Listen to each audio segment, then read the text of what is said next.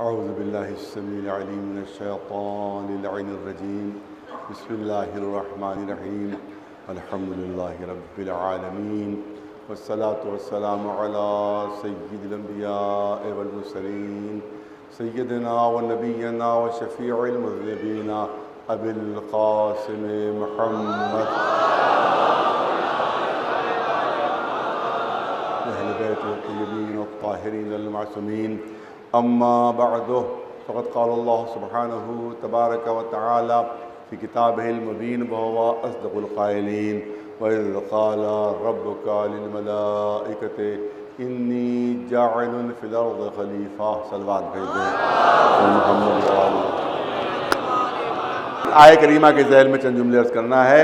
اعلان ہو رہا ہے وَإِذْ قَالَ رَبُّكَ لِلْمَلَائِكَةِ إِنِّي جَاعِلٌ فِي الْأَرْضِ خَلِيفَةً، میں زمین کے اوپر اپنا نائب، اپنا جانشین بنانے والا ہوں۔ پڑھا لکھا مجمع میرے سامنے، سمجھدار مجمع، بافہم مجمع سامنے ہے، لہذا تفصیل اور توضیح کی ضرورت بھی نہیں ہے، اور نہ موقع ہے توضیح اور تفصیل کا، ڈیٹیل بیان نہیں ہو سکتی، ہلکے ہلکے اشارے جلدی جلدی آپ کے سامنے پیش کرنا ہے۔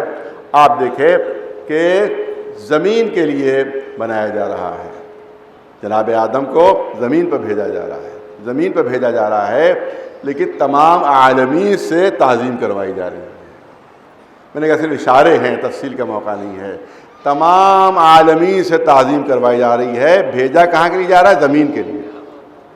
آدم جو نائب بن رہے ہیں وہ زمین کے لیے نائب بن رہے ہیں، جو خلیفہ بن رہے ہیں وہ زمین کے لیے بن رہے ہیں، مگر تمام عالمین سے تعظیم کروائی جا رہی ہے ان کی۔ تو یہاں کے اوپر بہت توجہ رہے، جو صرف زمین کے لیے بنے اور اللہ کا نائب ہو، اس کو سارے عالمین جو ہے وہ تعظیم کر رہا ہے، تمام عالمین سے تعظیم کروائی جا رہی ہے۔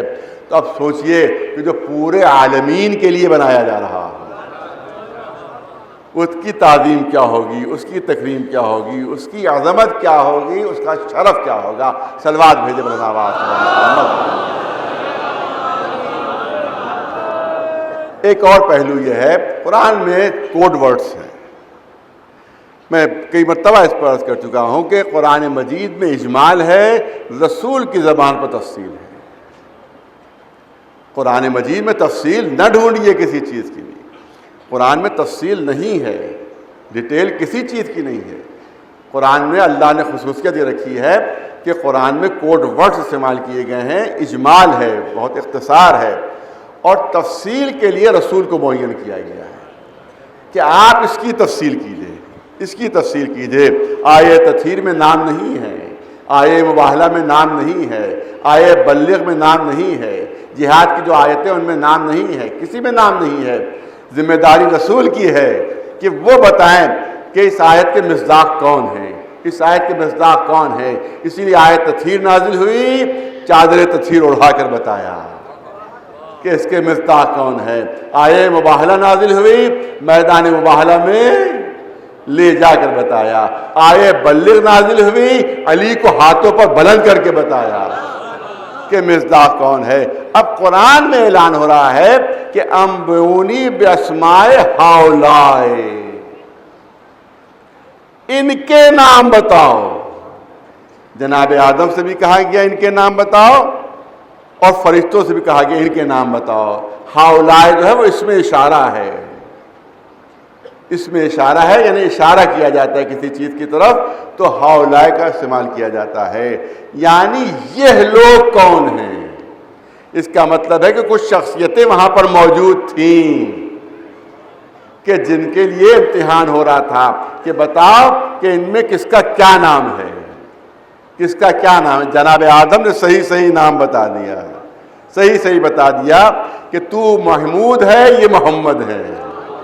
میں توجہ چاہتا ہوں، تو محمود ہے، یہ محمد ہے، تو اعلیٰ ہے، یہ علی ہے، تو فاطر السماوات ہے، یہ فاطمہ ہے، تو محسن ہے، یہ حسن ہے، تو قدیم الاحسان ہے اور یہ حسین ہے۔ ایک صلوات بھیجے بلند آواز۔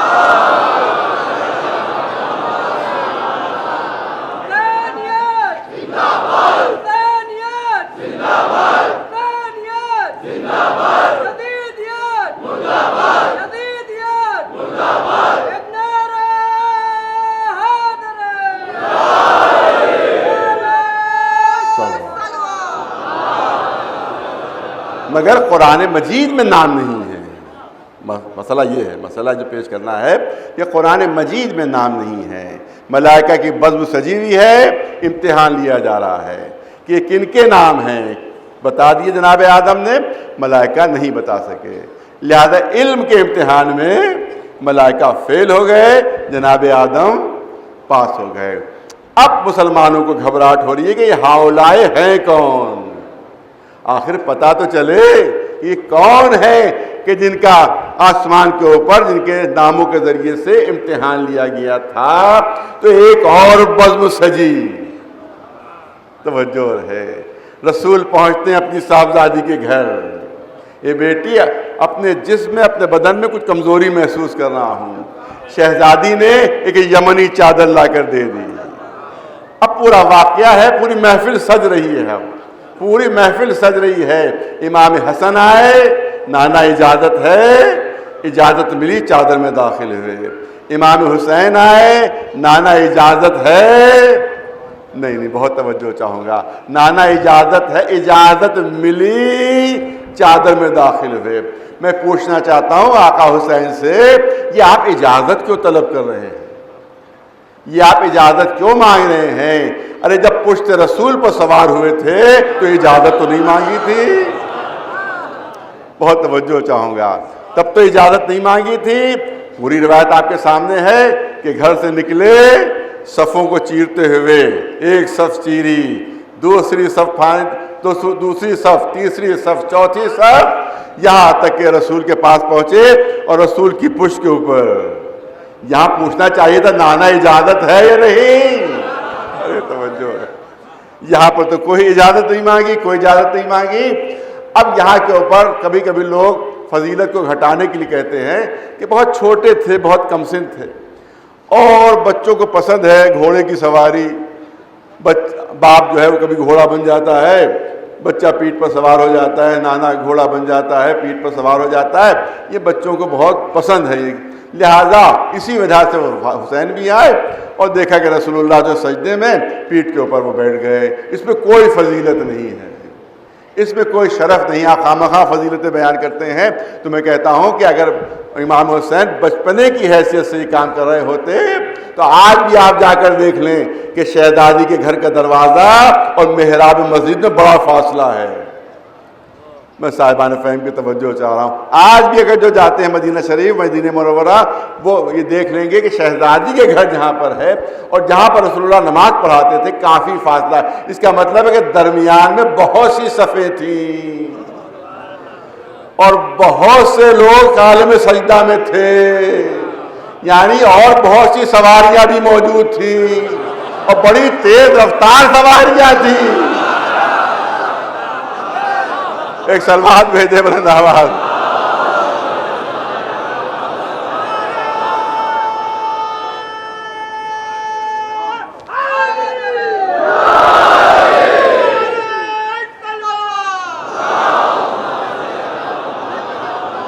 تو اگر صرف بچپنے کا شوق ہوتا تو کسی کی پشت کے اوپر سوار ہو جاتے، لیکن تمام صفیں چیرتے ہوئے پشت رسول پر آ کر سوار ہوئے۔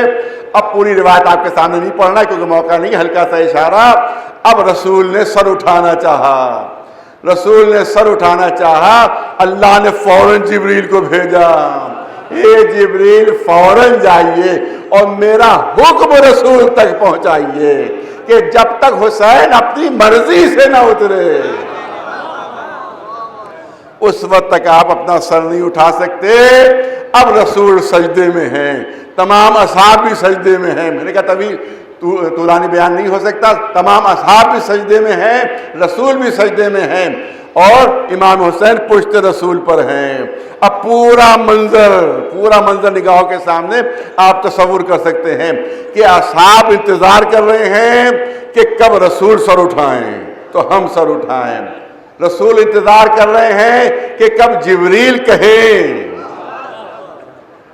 تب میں سر اٹھاؤں، جبریل انتظار کر رہے ہیں کب حکم الہی آئے تو میں کہوں، اور اللہ انتظار کر رہا ہے کہ کب حسین اپنی مرضی سے پوچھ اترے۔ ایک سلوات بھیجے بلند آواز سے محمد وعلیہ۔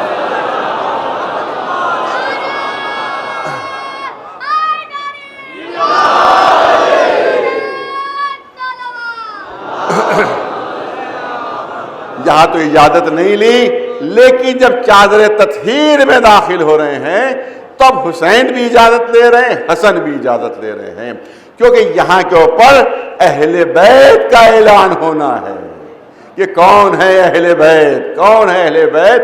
اگر بغیر اجازت کے آتے پھر دنیا یہی کہتی بچپنا تھا چلے آئے، رسول نے محبت میں شامل کر لیا، لیکن اجازت مانگی تاکہ پتہ چلے کہ ہم بھی اہل بیت کا جز ہیں، ہم بھی اہل بیت میں داخل ہیں۔ اس کے بعد جب یہ 5 جمع ہو گئے چادر تطہیر کے نیچے، تب قدرت نے اعلان کیا کہ یا ملائکتی و سکان سماواتی، اے میرے ملائکہ، اے آسمان پر رہنے والوں سن لو، وما خلقت السماء مبنیہ ولا ارضا مدحیہ ولا شمسا مضیہ ولا قمرا منیرا ولا فلکا یدور ولا بحرا یجری ولا فلکا تسری الا محبت ہؤلاء۔ ارے توجہ چاہ رہا نہیں، بات واضح نہیں۔ محبت ہؤلاء دنیا تلاش کر رہی تھی، یہ ہؤلاء کون ہے جو عرش پر تھے، کہ جن کے ناموں کے ذریعے سے امتحان لیا جا رہا ہے۔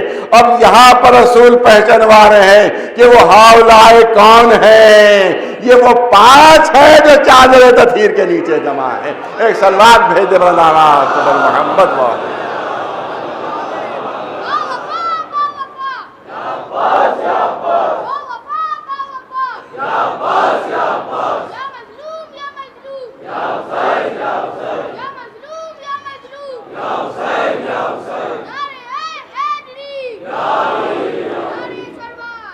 بس میں نے کہا وقت کم ہے لہذا تفصیلی بیان نہیں ہو سکتا، صرف چند اشارے جو عرض کرنا ہے۔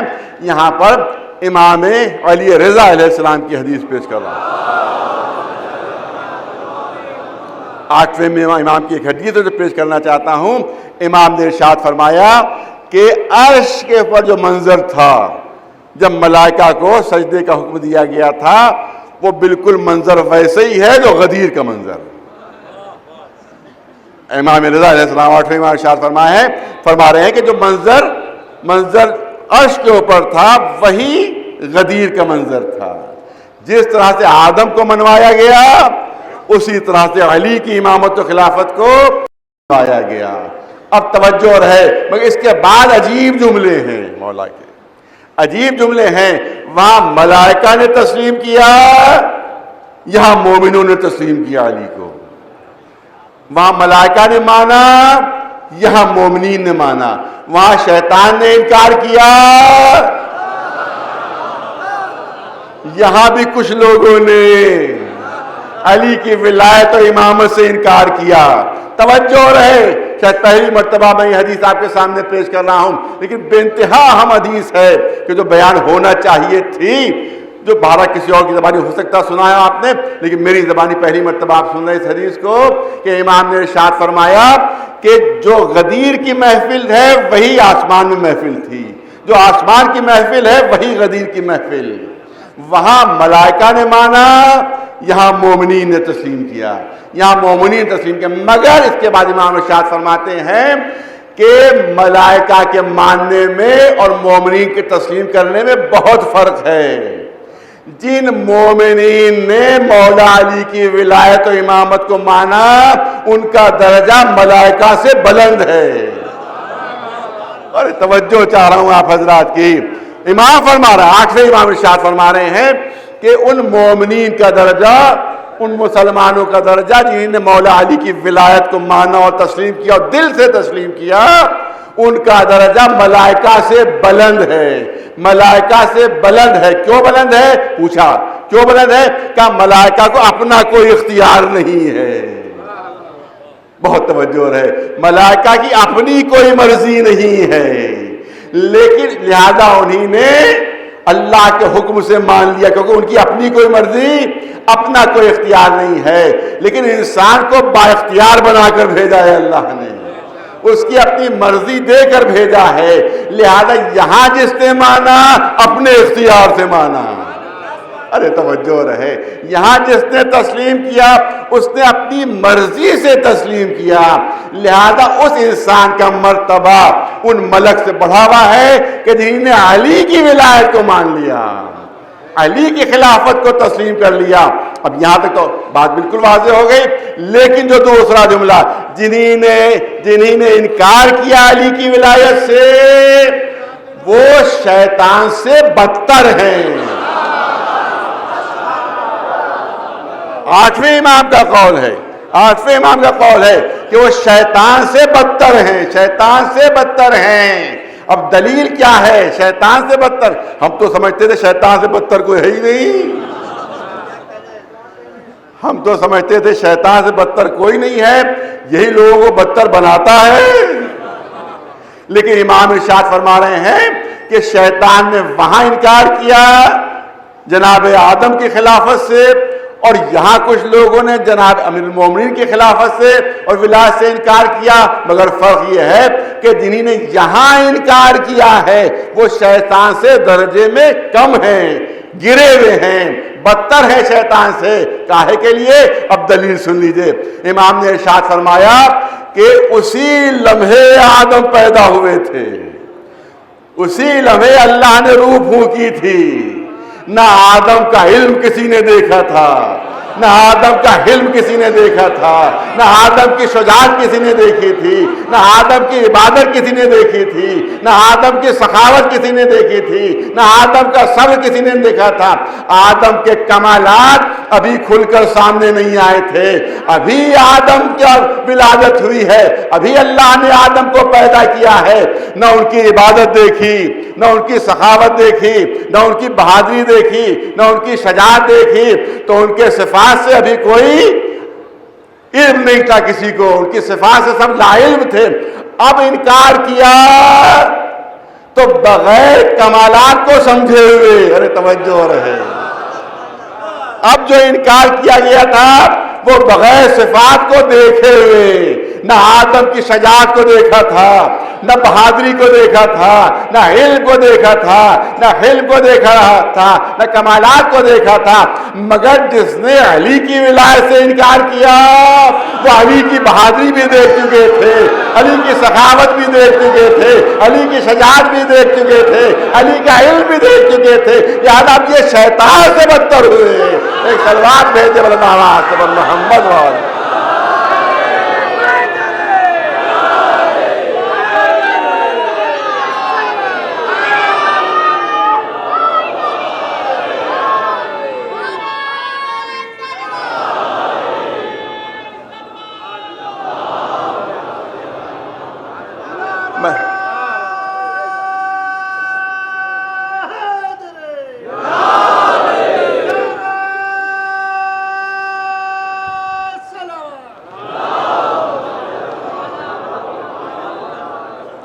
بہرحال میں نے کہا کہ کم وقت میں اپنی بات کو مکمل کرنا ہے، اور وہاں پر علم کا امتحان ہوا۔ جب علم میں کامیاب ہو گئے تو قدرت نے کہا دیکھا میں نہ کہتا تھا کہ میں غیب کے علم کو بھی جانتا ہوں، ظاہر بظاہر علم کو بھی جانتا ہوں۔ تو اب سوال یہاں پر یہ ہوتا ہے کہ فرشتوں نے کب کہا تھا کہ یہ نام جانتا ہے کہ نہیں جانتا ہے؟ فرشتوں نے یہ کہا تھا کہ فساد پھیلائے گا۔ بہت توجہ، بہت نازک پہلو ہے۔ فرشتوں نے کیا کہا تھا؟ یہ جس کو بھیجے گا وہ فساد پھیلائے گا، خوریزی کرے گا۔ اللہ نے کہا ان کے نام بتاؤ۔ ارے سوال کچھ ہے، جواب کچھ ہے، میں توجہ چاہ رہا ہوں۔ ان کے نام بتاؤ۔ آدم نے نام بتا دیے، یہ نام نہیں بتا پائے۔ اب ان کو کہنا چاہیے تھا پالنے والے ہمارا سوال تو کچھ اور تھا، ہمارا اعتراض تو کچھ اور تھا، ہم نے تو یہ کہا تھا کہ یہ فساد پھیلائے گا، یہ خوریزی کرے گا۔ تو کہہ رہا ہے کہ ان کی معرفت ہے یا نہیں، ان پانچ کی معرفت ہے یا نہیں؟ تو معرفت کی بات ہی نہیں ہوئی تھی وہاں تو فساد و خوریزی کی بات تھی۔ اور ادھر جناب آدم نے ان کی معرفت کا اعلان کیا، تو اب اللہ نے اعلان کیا کہ دیکھو جو میں جانتا تھا تم نہیں جانتے، جو میں جانتا تھا تم نہیں جانتے۔ فرشتوں کو کہنا چاہیے تھا پالنے والے ہمارا اعتراض ہی یہ نہیں تھا کہ یہ پہچانتے ہیں کہ نہیں پہچانتے ہیں. ہم تو کہتے تھے کہ فساد پھیلائے گا, لیکن بہت توجہ, فرشتوں کا خاموش ہو جانا خود اس بات کی دلیل ہے کہ یہ ان شخصیتوں کی معرفت تھی کہ اگر جن کی معرفت حاصل ہو جائے تو دنیا سے فساد بھی ختم ہو جائے گا, قریزی بھی ختم ہو جائے گی. ایک سلوات بھیجے بلند آواز سے محمد والی.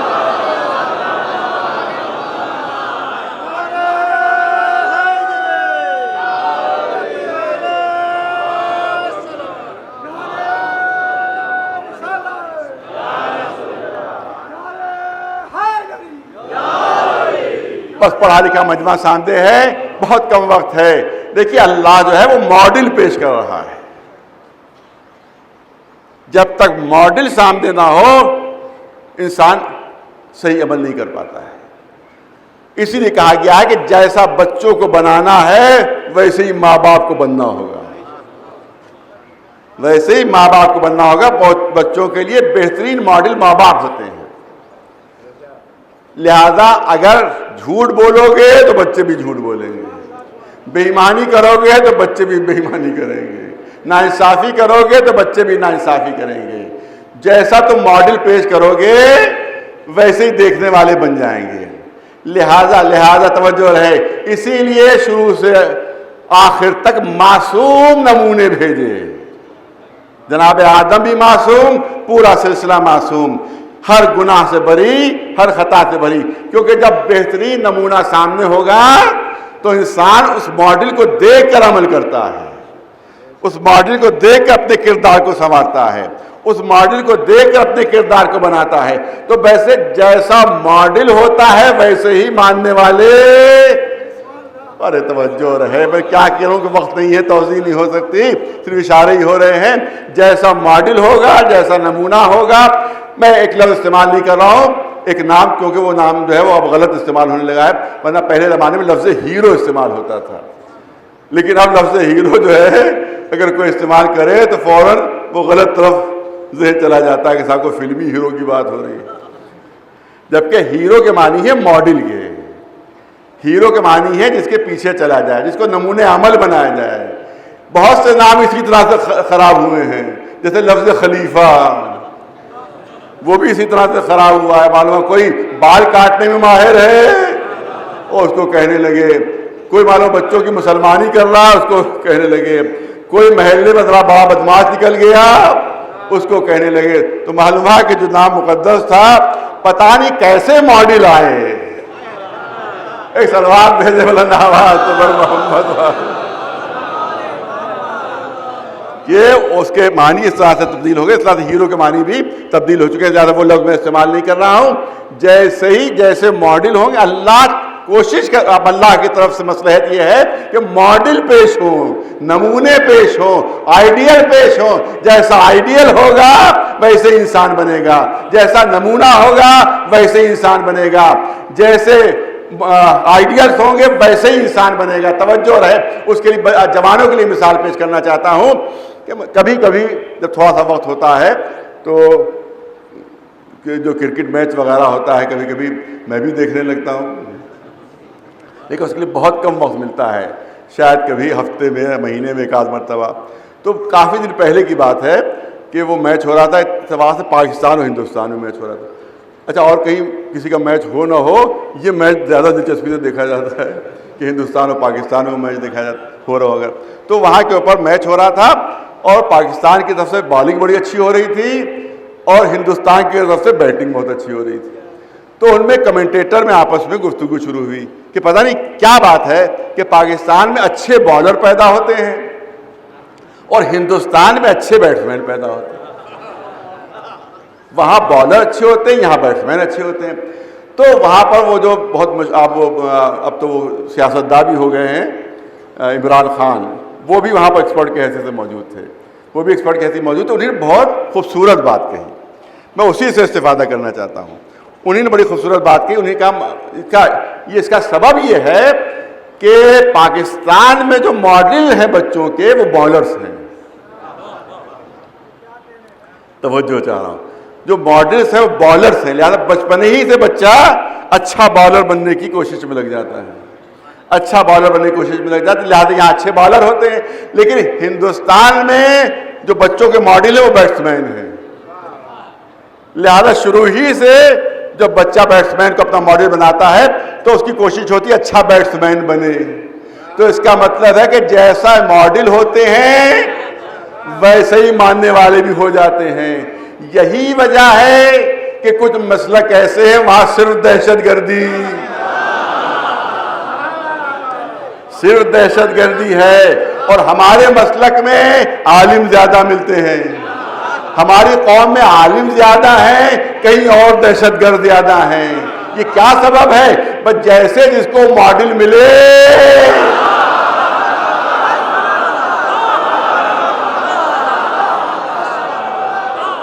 ویسے ہی وہاں لوگ بنتے چلے گئے۔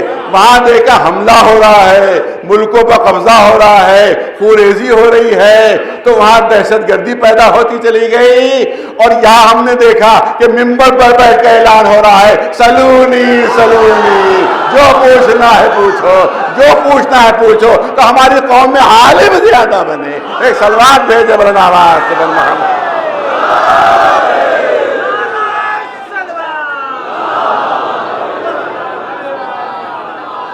علم علم علم یہ ہمارا وقار ہے، علم ہمارا پہچان ہے، اور ہمارے ائمہ معصومین وہ ہیں جو کائنات میں علم میں سب سے افضل ہے۔ میں نے کل کی شاید مجلس میں عرض کیا تھا کہ جو دوسرے فرقوں کے امام ہیں وہ ہمارے اماموں کے شاگرد ہیں، اور اس میں خصوصیت سے ہمارے چھٹے امام جعفر صادق ان کا نام نامی تاریخ بہت کم وقت رہ گیا، لہذا صرف چند اشارے ہو سکتے ہیں کہ آج دنیا میں جتنے بھی علوم پہنچے ہوئے ہیں وہ سب صدقہ ہے ہمارے اسی چھٹے امام، صدقہ ہے ہمارے چھٹے امام کا۔ یورپ فخر کر رہا ہے کہ ہم نے سائنس میں ایجادات کی، امریکہ فخر کر رہا ہے کہ ہم علم میں آگے بڑھے، لیکن سب جھوٹ ہے، سب جھوٹ ہے۔ جس وقت ہمارے چھٹے امام نے مدینے میں یونیورسٹی قائم کی تھی، یورپ میں جہالت کے اندھیرے تھے، کوئی سائنس کا نام بھی نہیں جانتا تھا، کوئی جانتا بھی نہیں تھا جیوگرافی کیا ہے، کوئی جانتا ہی نہیں تھا کہ کیمسٹری کیا ہے، کوئی جانتا نہیں تھا ارتھمیٹک کیا ہے، کوئی واقف نہیں تھا سائنس سے۔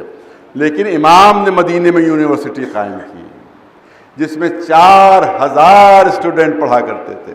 میں نے مدرسہ نہیں کہا ہے، میں نے یونیورسٹی کہا ہے، مدرسہ نہیں، یونیورسٹی قائم کی تھی جس میں 4000 اسٹوڈنٹ تھے جو وہاں تعلیم حاصل کرتے تھے۔ آپ یہاں لکھنؤ یونیورسٹی اگر چلے جائیں تو آپ دیکھیں کہ یہ ہے فرض کیے جیوگرافی کے ڈپارٹمنٹ، اس میں 20 استاد پڑھانے والے ہیں۔ یہ ہے سائنس کا ڈپارٹمنٹ، اس میں 30 استاد پڑھانے والے ہیں۔ یہ ہے ریاضی کا ڈپارٹمنٹ، میتھمیٹکس کا، اس میں 10 استاد پڑھانے والے ہیں۔ یہ ہسٹری کا ہے، یہاں بھی 15 استاد پڑھانے والے ہیں۔ اگر 4-5 ہزار اسٹوڈنٹ ہوں اور مختلف علوم ان کو پڑھائے جا رہے ہوں اور ہر شعبہ الگ الگ ہو تو ہر شعبے میں آپ کو 10, 15, 20 استاد مل جائیں گے۔ تو اس کا مطلب ہے کہ 4-5 ہزار اسٹوڈنٹس کو پڑھانے کے لیے کم از کم 200 استادوں کی ضرورت ہوتی ہے جو ان کو مختلف علوم پڑھائیں۔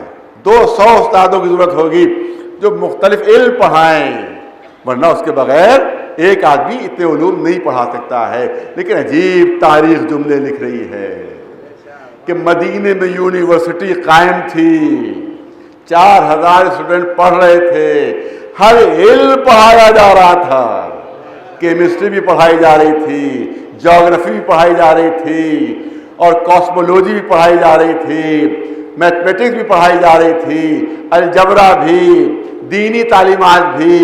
آپ دیکھیں کہ ہزاروں اسٹوڈنٹس کو طرح طرح کے علوم پڑھائے جا رہے تھے، مگر استاد ایک تھا، اور اس کا استاد کا نام تھا امام جعفر صادق علیہ السلام۔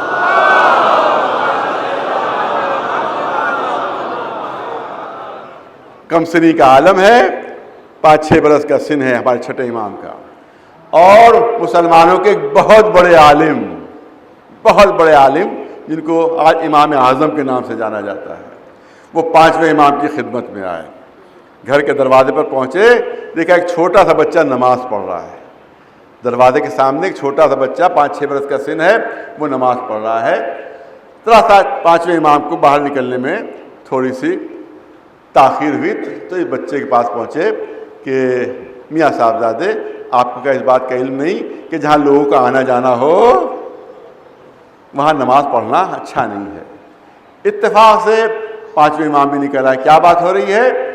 کہا کہ میں یہ بچہ آپ کی کون ہے؟ کہا میرا بچہ ہے، میرا بیٹا ہے.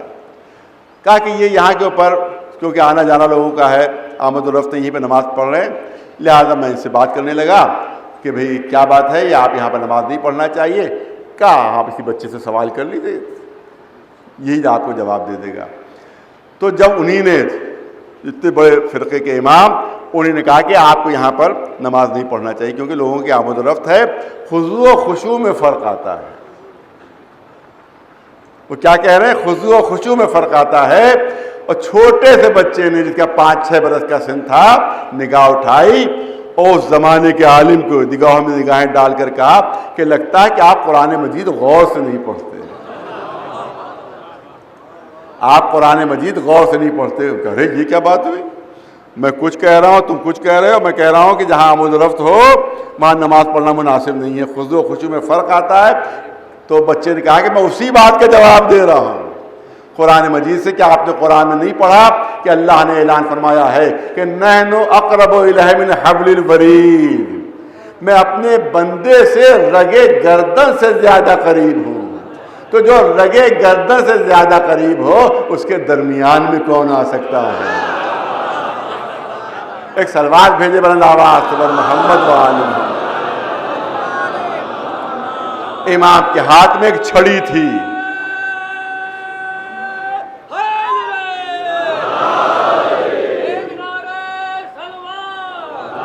امام کے ہاتھ میں ایک چھڑی تھی. انہوں نے پوچھا کہ آپ کمسن اتنے، آپ کو چھڑی کی کیا ضرورت؟ چھڑی تو بڑھاپے میں لی جاتی ہے، آپ کمسن، آپ کو چھڑی کی کیا ضرورت ہے؟ تو امام نے فرمایا کہ یہ میرے جد رسول اللہ کی چھڑی ہے، یہ میرے جد رسول اللہ کی چھڑی ہے. سنیے تاریخ میں واقعہ درج ہے، جیسے ہی انہوں نے سنا کہ رسول اللہ کی چھڑی ہے آگے بڑھے، کہا کہ جلدی سے چھڑی مجھے دیجئے، جلدی سے چھڑی مجھے دیجئے، میں اس کا بوسہ لے لوں، اس کو چوم لوں، یہ رسول اللہ کی چھڑی ہے. امام نے وہ چھڑی اپنے پیٹھ کے پیچھے کر لی، وہ چھڑی اپنے پیٹھ کے پیچھے کر لی. ارے چھڑی مجھے دیجئے، یہ میں چومنا چاہتا ہوں اس کو. امام نے اپنا ہاتھ بڑھایا، امام نے اپنا ہاتھ بڑھایا. ارے لکڑی تو منسوب ہے، اس کو چوم رہے ہو، یہ تو گوشت و پوست ہے رسول اللہ کا، اس کو چوم. ایک سلوات بھیجے بلند آواز سے محمد و آل محمد.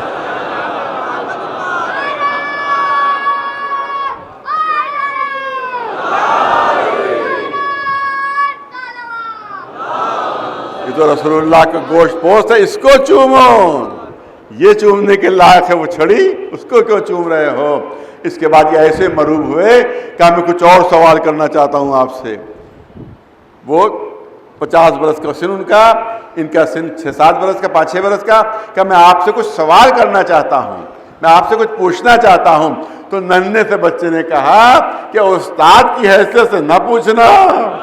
ارے توجہ رہے، استاد کی حیثیت سے نہ پوچھنا، شاگرد کی حیثیت سے پوچھنا. یہ پہلے ہی مروب ہو چکے تھے، پہلے ہی مروب ہو چکے تھے. کہ نہیں استاد کی حیثیت سے نہیں پوچھوں گا، شاگرد کی حیثیت سے پوچھوں گا. کہ جب شاگرد کی حیثیت سے پوچھنا ہے تو اسی طرح سے زانو ادب طے کر کے میرے سامنے بیٹھ جاؤ کہ جس طرح سے استاد کے سامنے شاگرد بیٹھا کرتا ہے. ایک سلوات بھیجے بلند آواز سے محمد.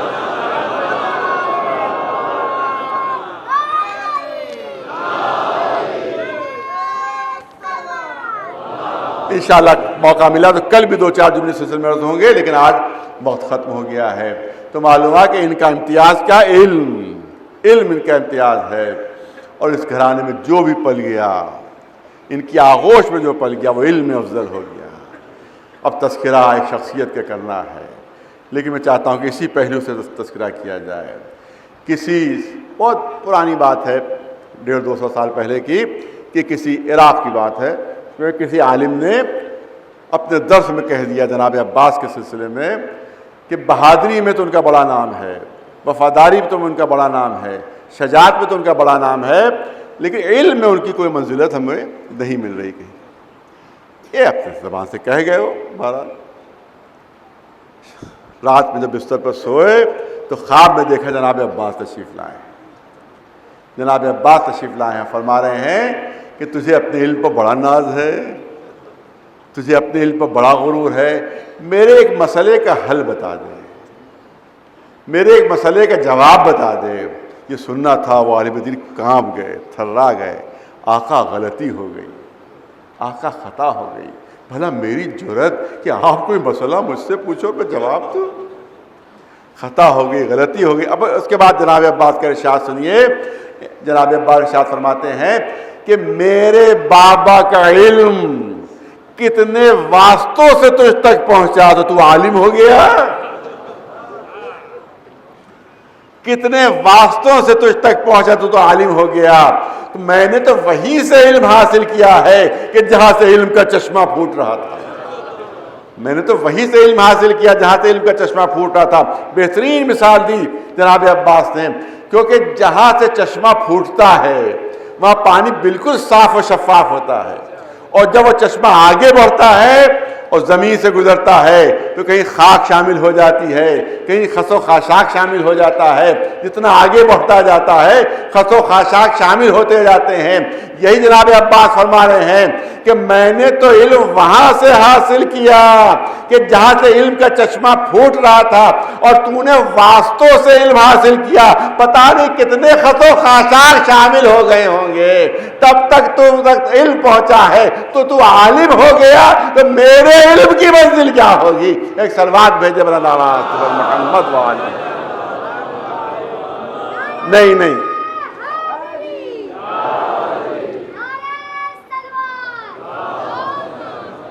آپ دیکھیں کہ جس طرح سے امام حسین نے لعاب دہن رسالت پر پرورش پائی تھی، اسی طرح سے جناب عباس نے لعاب دہن امامت پر پرورش پائی تھی۔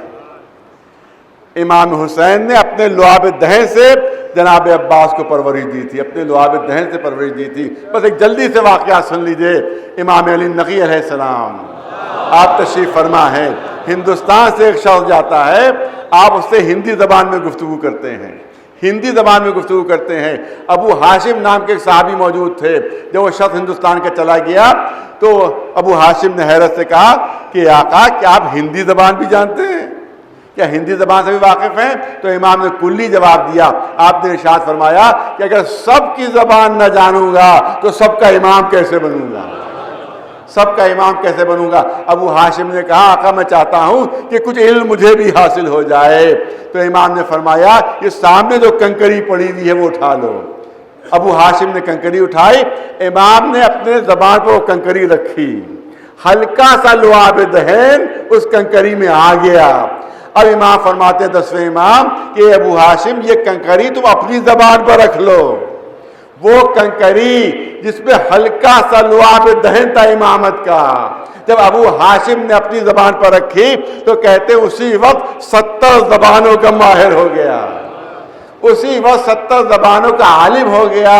تو اگر ہلکا سا لعاب دہن پہنچ جائے تو اتنا بڑا عالم ہو جاتا ہے، اور جس نے 2 سال پرورش پائی ہو لعاب دہن امامت پر وہ کتنا بڑا عالم ہوگا۔ ایک سلوات بھیجے بڑا آواز۔ یہ ہیں جناب عباس کہ جن کا تذکرہ کرنا ہے، اگرچہ مجبوری یہ ہے کہ دامن وقت میں گنجائش نہیں ہے۔ یہی عباس کربلا کے میدان میں ہاتھ جوڑے ہوئے کھڑے ہوئے ہیں، اے آقا مرنے کی اجازت دیجئے، اے مولا مرنے کی اجازت دیجئے۔ اے عباس تم تو میرے لشکر کے علمدار ہو، تم تو میرے لشکر کی زینت ہو۔ امام حسین سمجھ رہے ہیں کہ جب تک عباس کے علم کا پھریرا لہرا رہا ہے، بیویوں کی ڈھارس بندھی ہوئی ہے، بچوں کا دل بڑھا ہوا ہے، ورنہ اگر عباس چلے گئے تو بیویوں کا دل ٹوٹ جائے گا۔ اے عباس تم میرے لشکر کے علمدار ہو۔ روایت کہتی ہے نظر یمیناً و شمالا، جناب عباس نے دائیں طرف دیکھا، بائیں طرف دیکھا، اور اس کے بعد فرمایا آقا وہ لشکر کہاں رہا، کہ جس کا میں علمدار تھا، اب جہاں لشکر ہے وہی علمداری کروں گا۔ روایت کہتی ہے کہ اسی وقت خیموں سے بچوں کی آواز آتی ہے کہ ہائے پیاس ہمیں مارے ڈال رہی ہے، ہائے پیاس ہمارا کلیجہ بھونے دے رہی ہے۔ امام نے ارشاد فرمایا، اے بھیا عباس، تمہیں تو معلوم ہے کتنے بچے پیاس سے دم توڑ چکے ہیں، کتنے بچے پیاس سے مر چکے ہیں۔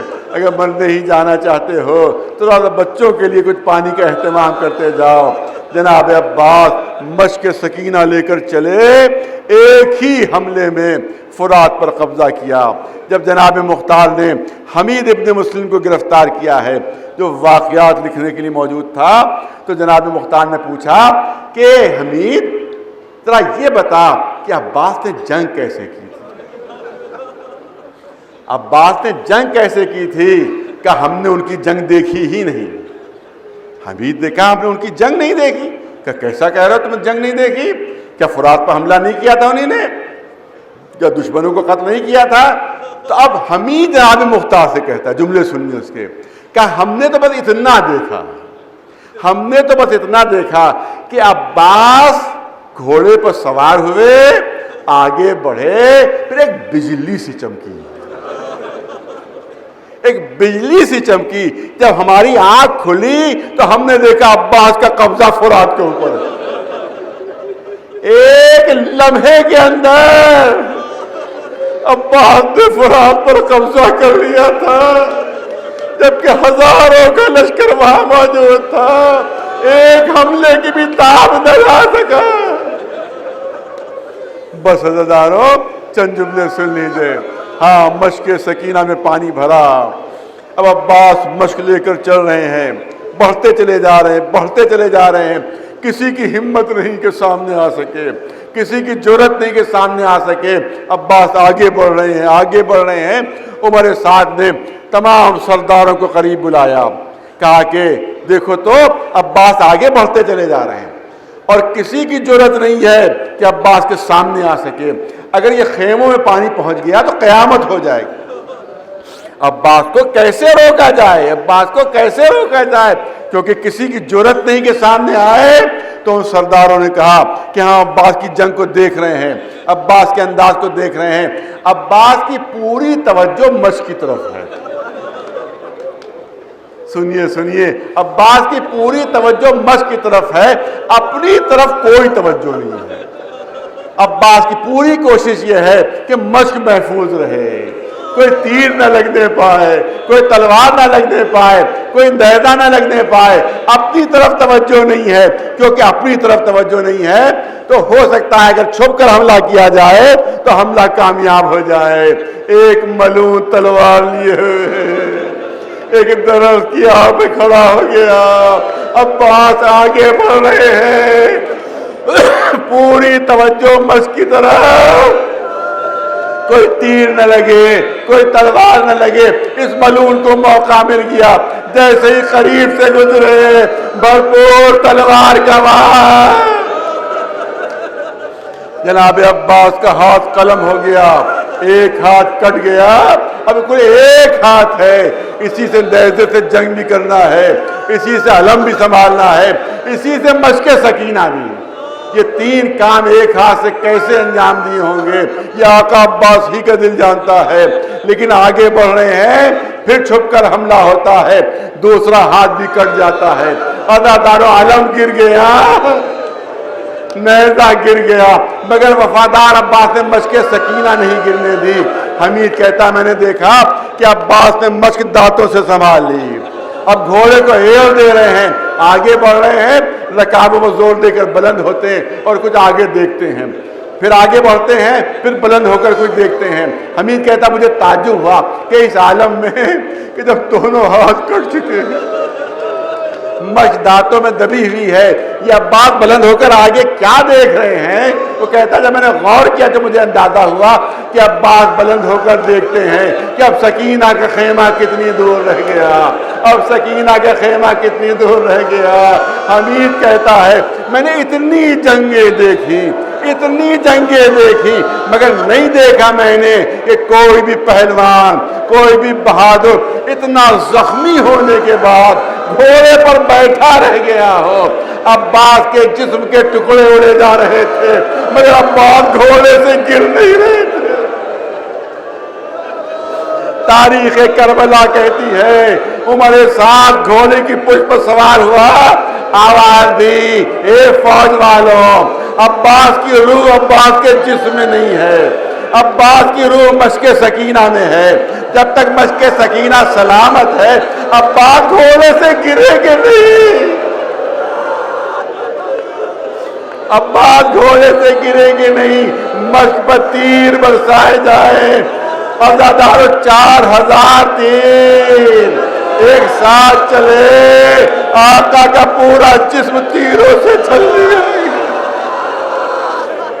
ایک تیر مشک میں آ کر لگا، مشک کا پانی بہ گیا۔ ایک تیر جناب عباس کی آنکھ میں آ کر لگا۔ عزادارو عزادارو، ارے ذاکر کوئی مصیبت بیان کرے تو اتنا اثر نہیں ہو سکتا، راوی مصیبت کی روایت کرے تو وہ اثر نہیں ہو سکتا، مگر جس پر مصیبت پڑی ہو اگر وہ خود اپنی مصیبت بیان کرے تو بات کچھ اور ہوتی ہے۔ ایک ذاکر کربلا کے مصائب بیان کیا کرتے تھے، مصیبتیں بیان کرتے تھے۔ ایک مرتبہ جناب عباس خواب میں آئے، کہا اے ذکر کربلا کرنے والے، تم میری مصیبت نہیں بیان کرتا، تم میری مصیبت نہیں پڑھتا۔ ان ذاکر نے ہاتھ جوڑ لیا، آقا آپ کیا فرما رہے ہیں؟ ارے جب تک آپ کا ذکر نہ کر لوں میں اپنی مجلس تمام ہی نہیں کرتا۔ جناب عباس نے فرمایا، ارے تجھے کیا معلوم کہ مجھ پر کیا گزر گئی؟ ہاتھ جوڑ کر کہا، آقا وہ کون سی مصیبت ہے جو جس کا علم ہم کو نہیں ہے؟ کہا جب میرے دونوں ہاتھ کاٹ دیے گئے تو مجھ پر تیروں کی بارش کر دی گئی، پورا جسم تیروں سے چھلنی ہو گیا، مشک سکینہ چھد گئی اور ایک تیر آنکھ میں آ کر لگا۔ عزادارو انصاف کرو، اگر کسی کی آنکھ میں خاک کا یہ ریزہ پڑ جاتا ہے تو جب تک وہ ذرہ نکلے نہیں انسان کو چین نہیں آتا ہے۔ آقا عباس فرماتے ہیں کہ آنکھ میں تیر پیوست ہوا، تکلیف اتنی تھی، اذیت اتنی تھی کہ میں ہاتھوں کی تکلیف بھول گیا، مگر تیرا عباس کرتا تو کیا کرتا، دونوں ہاتھ کٹے ہوئے تھے۔ اگر ہاتھ موجود ہوتے تو ہاتھوں کے سہارے وہ تیر نکالتا۔ فرماتے ہیں کہ میں نے زور سے سر کو جھٹکا دیا کہ تاکہ سر کو جھٹکا دینے سے وہ تیر نکل جائے، مگر اتنا گہرا پیوست ہو چکا تھا کہ سر کو جھٹکا دینے سے وہ تیر نہ نکل سکا۔ تو صرف ایک ہی طریقہ تھا کہ جس سے وہ تیر نکل سکتا تھا، کیونکہ تمہارے عباس کے دونوں ہاتھ تو کٹے ہوئے تھے، ہاتھ موجود نہیں تھے۔ ایک ہی طریقے سے وہ تیر نکل سکتا تھا کہ میں اپنے سر کو جھکاتا، اپنے زانوؤں کو بدل کرتا، زانوؤں کے درمیان تیر کا سرا دبا لیتا، آہستہ آہستہ اپنے سر کو پورا اٹھاتا، اس طرح سے آگ کا تیر نکل سکتا تھا کیونکہ میرے دونوں ہاتھ کٹے ہوئے تھے۔ مگر اے مجلسوں کے پڑھنے والے، جیسے ہی میں نے اس نیت سے اپنے سر کو جھکایا، ایک گرد گربا میرے سر پر پڑتا ہے، عباس کا سر شگافتہ ہو گیا، تیورا کر زمین پر گرے۔ جعفر تستری لکھتے ہیں، اے عزادارو تمہیں نہیں معلوم تمہارے آقا پر کیا ستم ہو گیا، کیا ظلم ہو گیا۔ ارے جو بھی مجاہد گھوڑے سے گرا اس کے ہاتھ موجود تھے، جب عباس گرے تو ہاتھ کٹے ہوئے تھے، سینے کے بھل کربلا کی زمین پر گرے، جتنے تیر سینے میں تھے وہ توڑ کر پشت کو پار ہو گئے۔